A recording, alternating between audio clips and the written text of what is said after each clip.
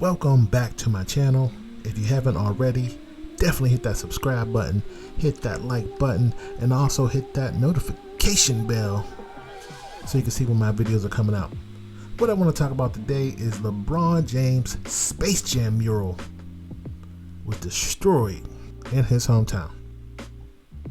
Now, the Space Jam mural was pretty much close to his old school, St. Vincent High School, where he dominated. They painted a clown nose. They put Le Flop on the picture. Now, the person who did it was a graduate from a school nearby named Chardae Slater.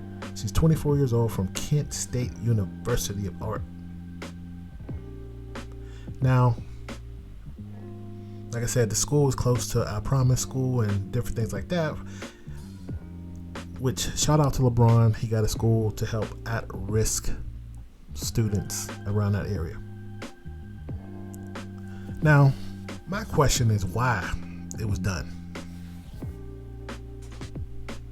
Now, sometimes you will say any bad thing that happens to you, there's always something good in return.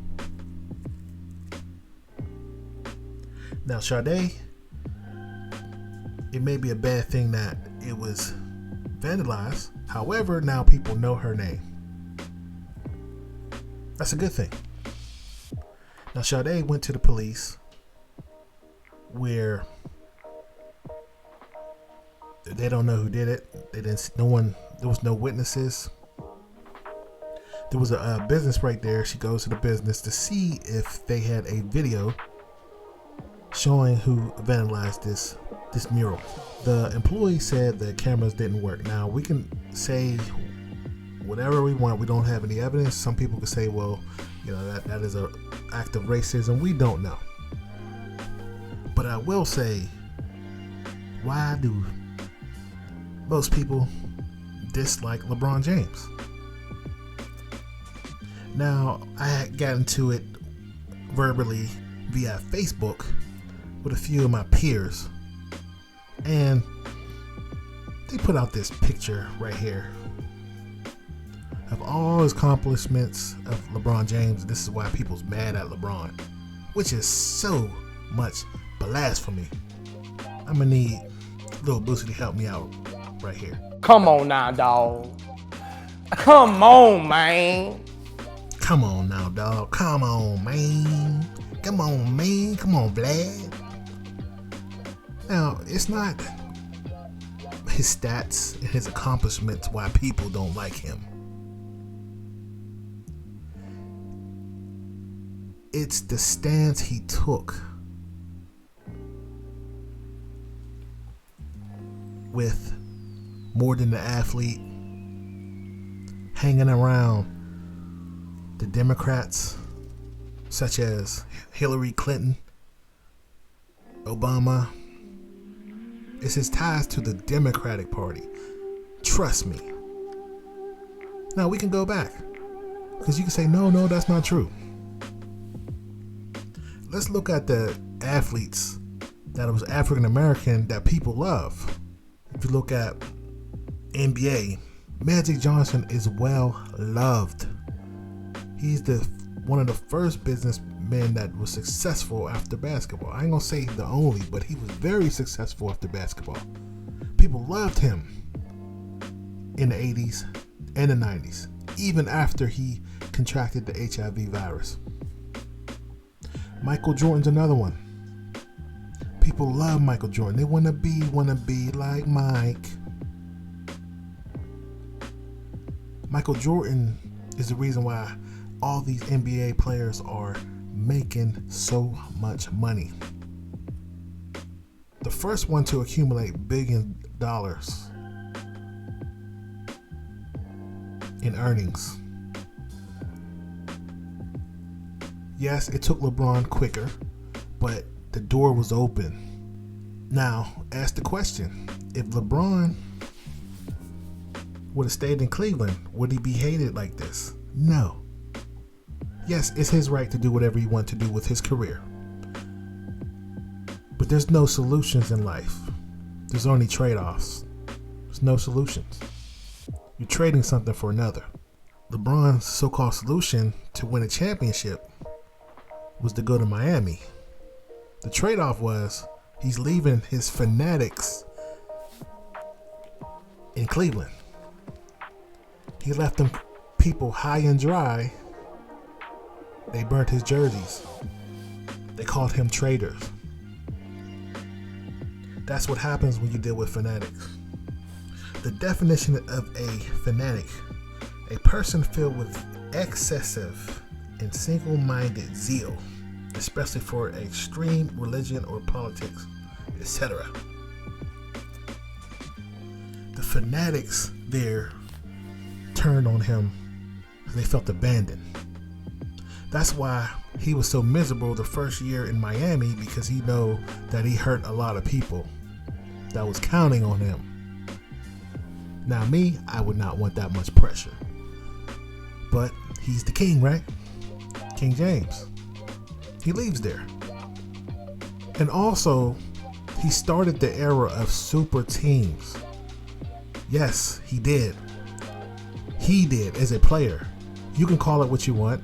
You can say it was player empowerment. But he's destroyed a league. Like I said, there's no solutions, there's only trade-offs. Another side's going to suffer for what your decisions are, if you care about them or not. So this was what, 2012, 2011, when he had a good team, and the reason why you left, you just lost to Orlando with Dwight Howard. You were almost there.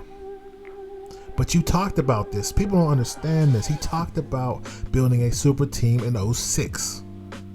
If you don't believe me, I got receipts. Go look at my video with Carmelo Anthony. In his words, Carmelo Anthony stated when they were at the Olympics, they talked about playing together. They wanted to continue to play together. All the rookies was there. All the young players. They had Chris Bosh, Dwayne Wade, Carmelo Anthony. And they were going to play with Carmelo Anthony and Dwayne Wade, but Carmelo decided not to do it because he knew that his team was a good team. And he was like, I have a chance to win on my own. So, fast forward, the first team that he won the championship over was who? Kevin Durant. So Kevin Durant said, hey, you beat me with a super team, so I'm going to do it. And so he did. And now everybody wants to meet up. So shout out to Giannis for doing it on his own. Giannis is saving the league. That's a small market team, and he won. But anyway, so most people didn't like that. But the biggest reason why people don't like him is because he started tweeting about things that he didn't know anything about. More importantly, he picked a side with the Democratic Party because they used him as a tool. We all know what the Clintons did in Biden to the African American community. If you don't know, you can look it up. Excuse me, let me back up. 1990, 91, there was a lot of crime going on. A lot of African Americans was empowered and saying black power. You had a lot of, it was playing in the music. A lot of the music was Public Enemy. You saw TV shows like Bill Cosby Show and Different World where people would start getting empowered. But yet there was still crime going on. So the Black Caucus cried out to the Democratic Party and they said you need to do something about it. So these so-called intellectuals went out here and created this crime bill thinking it was going to save the communities. So they did this crime bill which affected African American men. Not just African American men, but mostly. They called them super predators. And all these men went to jail in droves.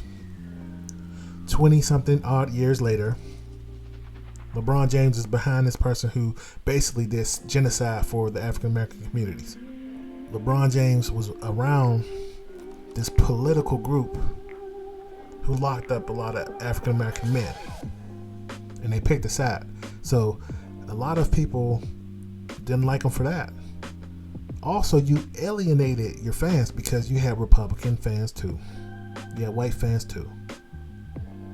So you just picked a side you was on, and they don't play that. You notice in the numbers of people watching NBA, they stopped watching it because of him.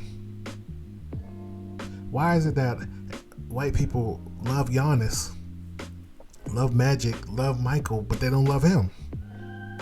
Even Kobe Bryant, a lot of people love him. Now the feminists don't because of what that situation that happened in Colorado, but I digress. Now this is not the reason why I would say they should have messed up the mural, but they don't like him because of what he stands for in regards to his political movement.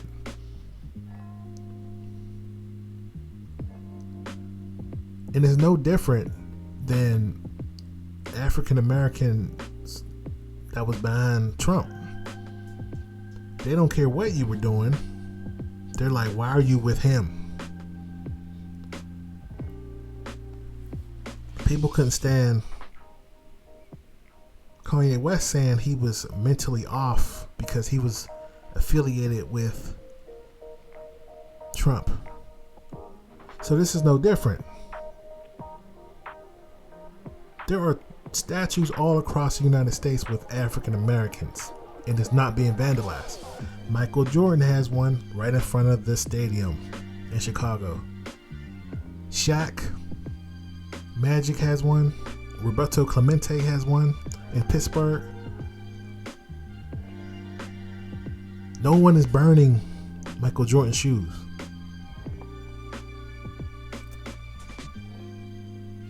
So,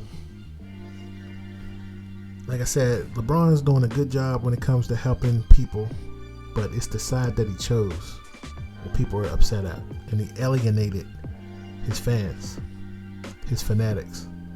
So shout out to Chardae, who drew the picture. Like I said, now she has some notoriety because this happens. Sometimes, again, bad things happen, good things come out of it. And like I said, there's no solutions in life. It's only trade-offs. You gotta trade one thing for another. Trust me. Your solution is, I need to make more money in my house, so you go get a second job. The trade-off is, you're not going to be able to spend time with your family. Therefore, they may be upset at you because you're never there. The solution for him winning the championship was starting a super team and moving away from his hometown where they felt like you abandoned him in the first place. The trade-off was to get a ring. So was it really a solution for him? So now you're sitting there trying to make up for what you have done. Some people are just not so forgiving. Tell me what you think about this video. Put your comments in below, and I'll see you on the next video.